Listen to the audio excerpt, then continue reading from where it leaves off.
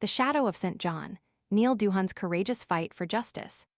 For over 4 decades, Neil Duhon carried a burden heavier than most can imagine: the unspeakable trauma of childhood sexual abuse, perpetrated by Father Lawrence Hecker, a priest within the Catholic Archdiocese of New Orleans. His silence, a heavy cloak woven from shame and fear, was finally shattered in an exclusive interview with WWL Louisiana and The Guardian, marking the first time he publicly revealed his identity and his harrowing story. This is not just a personal account. It's a chilling indictment of an institution that prioritized its own reputation over the well-being of innocent children.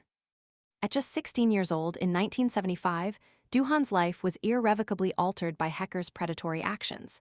Now 65, the years have not dimmed the searing pain, the lingering betrayal.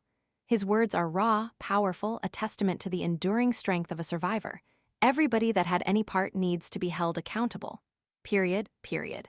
His demand for justice is not merely a personal plea, it's a resounding call for systemic change. He seeks criminal charges against the Archdiocese, an institution that shielded Hecker, allowing him to continue his reign of terror for decades, even after his own admission of guilt. The Archdiocese's culpability extends beyond mere negligence. It actively protected Hecker, fostering an environment where abuse could flourish unchecked. This systemic failure is underscored by a recently obtained video deposition from Hecker himself, part of confidential civil litigation. In this damning testimony, Hecker details how 4 successive archbishops of New Orleans actively facilitated his evasion of accountability, a disturbing testament to the lengths to which the Church went to protect its image at the expense of countless victims. The complicity extended beyond the Archdiocese. New Orleans Criminal Court Judge Benedict Willard, handling Hecker's case, inexplicably delayed the trial for over a year before recusing himself on the eve of jury selection. This inexplicable delay, tantamount to obstructing justice, only served to prolong Duhon's suffering and allow Hecker to escape meaningful punishment. It wasn't until the case was handed to another judge that Hecker finally pleaded guilty, a hollow victory achieved only shortly before his death. Hecker's eventual punishment, a mere 8 days of incarceration, stands as a grotesque mockery of justice. He died peacefully at home of natural causes on December 26th, awaiting transfer to the infamous Angola State Penitentiary. His death, however, did not end the story, it merely shifted the focus.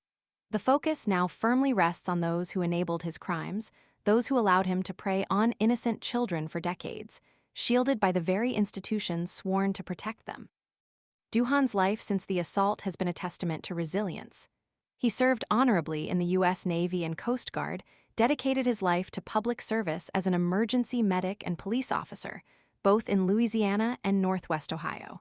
He built a family, a life in Ohio, a life he fought to build despite the ever-present shadow of St. John. But the past refuses to remain silent, demanding accountability. His courageous decision to break his silence is not just a personal victory.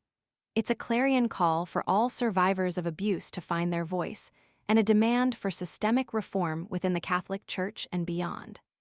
Hecker's testimony also revealed the disturbing fact that he collected hundreds of thousands of dollars in retirement benefits after his 2002 retirement, a reward for a lifetime of predatory behavior, funded by the very institution that should have held him accountable.